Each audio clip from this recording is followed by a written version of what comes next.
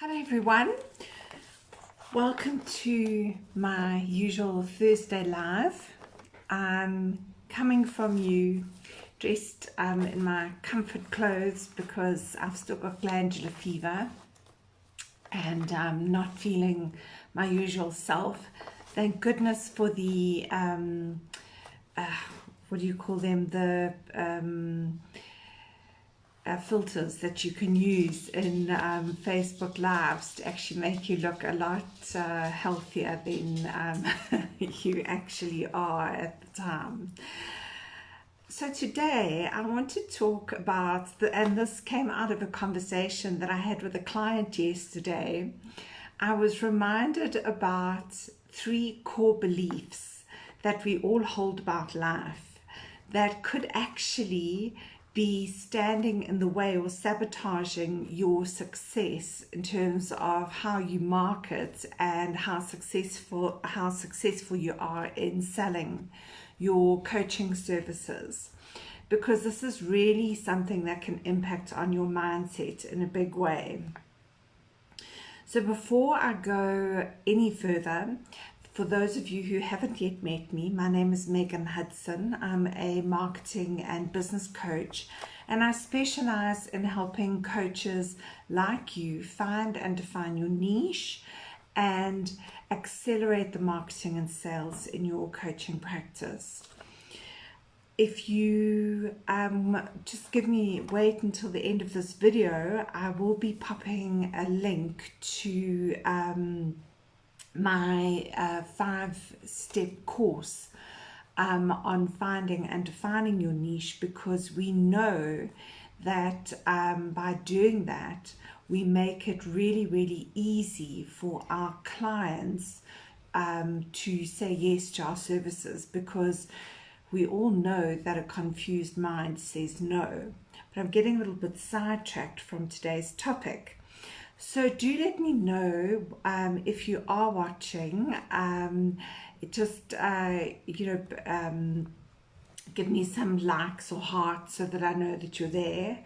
And also let me know whether you're watching live or on the replay. I know I didn't publicize this well in advance, but I wasn't too sure how I was going to be feeling today. But what are these 3 beliefs and how do they impact on our coaching practices and our ability to successfully market our coaching practices? So the person who came up with them is a psychologist by the name of Albert Ellis. And the 3 beliefs are: number 1, I must be perfect. Number 2, other people must like me. In fact, everyone must like me. And number 3 is that life should treat me well. Now, I'm quite sure that as you hear me list those beliefs, intellectually you're going, yeah, right, well, they're so unrealistic. But the fact of the matter is that we do hold these beliefs that we need to be perfect, we need to show up with absolutely no flaws and in the most perfect way possible. We need to do our jobs in the most perfect way possible. So we need to be the perfect number 1 coach. Hi Michelle, thanks for the comments. Lovely to have you on the live today. I really appreciate you for it. The bit about other people liking us. Well, the reality, we know intellectually that the reality is that not everybody is going to like us. But each of these, so let me deal with them properly one by one. The first one is I must be perfect.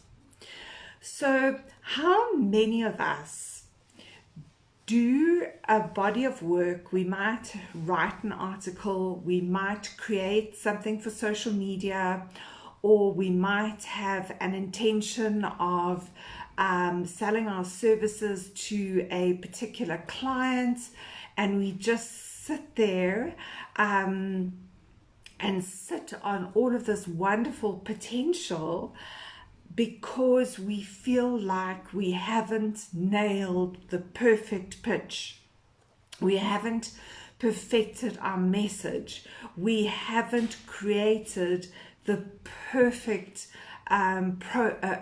proposal for the clients, and so we continue working on, working away on getting it 100% perfect. I know when I wrote my first ebook, I fiddled and twiddled, and it took me forever to actually feel that it was at a stage where it was okay, not good enough, not perfect enough, but okay enough to put out into the public domain. Well, actually, there's nothing wrong with it.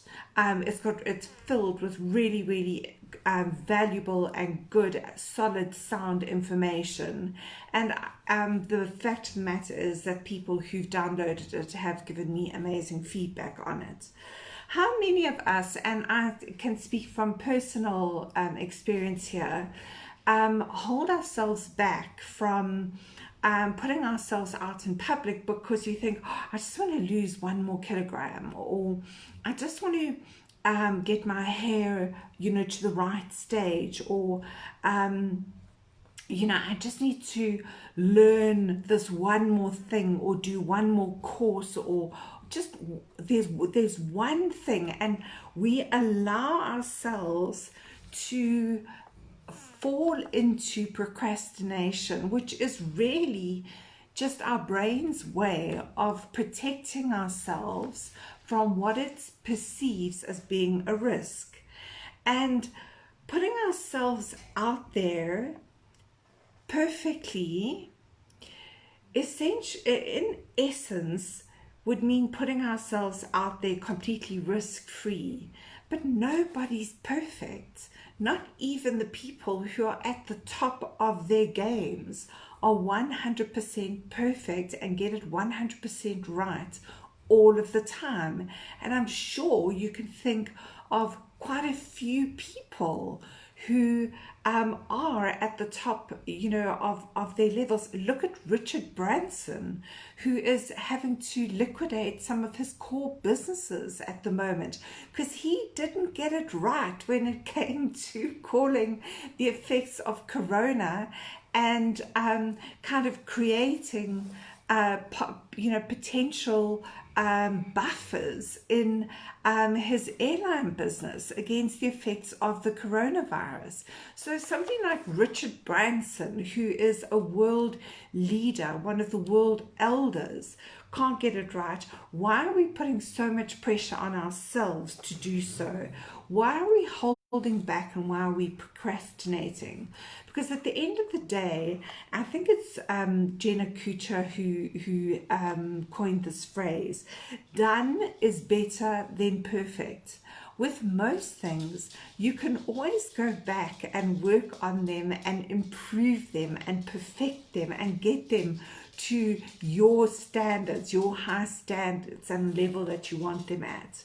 But done is better than perfect, and rather have something out there starting to work, something that you can test and refine based on the feedback that you get from other people, than have nothing out there.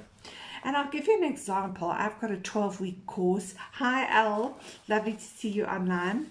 My 12-week marketing and sales accelerator, and it's very much a work in process. I am fiddling and tweaking with it and adding to it all the time. It's a new product, so I'm always trying to find new resources to add to it, to enrich it, to enliven it, to add more value for my clients. But it's out there, and done is better than perfect. And the next time somebody comes onto the course, it's going to be a different iteration of the course. It's going to be an improvement. It's going to have even more added value than it currently has. So let's get on to the second belief, which is about others must like me, or everyone must like me. Well, this is so unrealistic, but think about the impact that this actually may be having on you right now. So, you put a proposal together and you have tweaked it and perfected it and refined it, and you think that this proposal is the bomb.com, and you submit it to your client and your client comes back and rejects it. How does that make you feel? It makes you feel that the client didn't like you. The client didn't kind of want you. And that's a horrible thing to have to sit with. I have got an online group, the Marketing and Sales Academy for Coaches, and I'd love to have more members in the group. So I'm continually trying to drive membership of that group. But if I sat and dwelled on the fact that I've only got a certain number of members, despite, continually trying to drive membership into that group, and let it get me down, I'd give up and walk away from what I'm doing. And I do believe that I've got value to add, and that I have, that I can really help coaches who are struggling to market their businesses and to make sales. So I stick at it. So the belief that others must like you, that everyone must like you, is something that is really going to trip you up if you are going to hold to that belief, because it's just not a realistic belief. Remember, our job as entrepreneurs trying to market our practices is to build the know, like, and trust factor. So the more people get to experience us online, the more people get to experience our way of thinking and our approach, the more people will get to like us, and the more people will get to trust us and want to work with us. So people need to learn to know, like, and trust you. Stick to that formula, and don't feel rejected if your proposal isn't accepted by clients. Move on. There are plenty of fish out there in the sea. There are plenty of other clients who can benefit from what you offer, the value that you offer, and the work that you do. And the third core belief is that life should treat us well. Wow, how's that working out for you right now?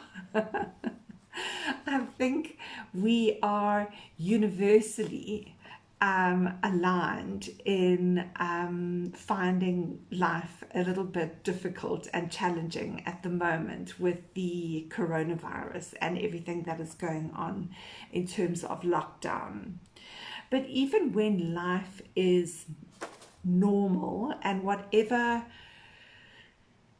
we kind of emerge into, and whatever kind of a new world order, I mean, I don't want to get the conspiracy theorists going, but whatever emerges coming out of the coronavirus, whatever the changes are in terms of how we operate and do business,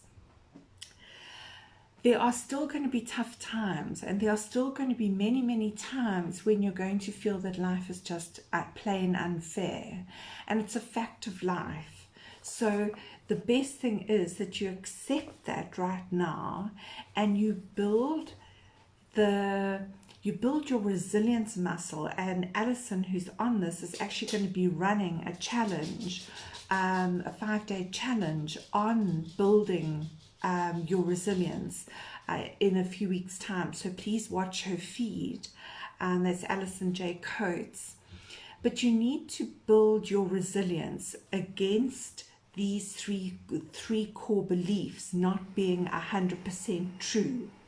The fact that, firstly, you've got to be perfect. Secondly, that others must like me. And thirdly, that life needs to treat you well.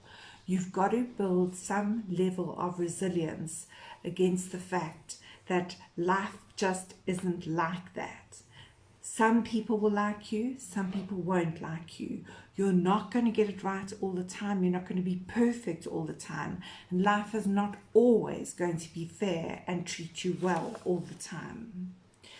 So at the end of this, I just want to, what I want to encourage you to do to get over the inertia that these core beliefs might be creating is to make a commitment in the comments below about an action that you're going to take and commit to and stick to for the next week that is going to help you to overcome these three things that might be holding you back from your own success, that might be sabotaging your success.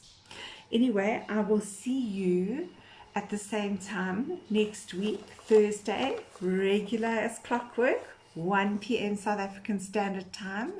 Thank you so much to Michelle and Alison for joining me. I really appreciate both of you spending a little bit of your lunchtime with me, and I look forward to seeing you all next week. Thank you. Bye-bye.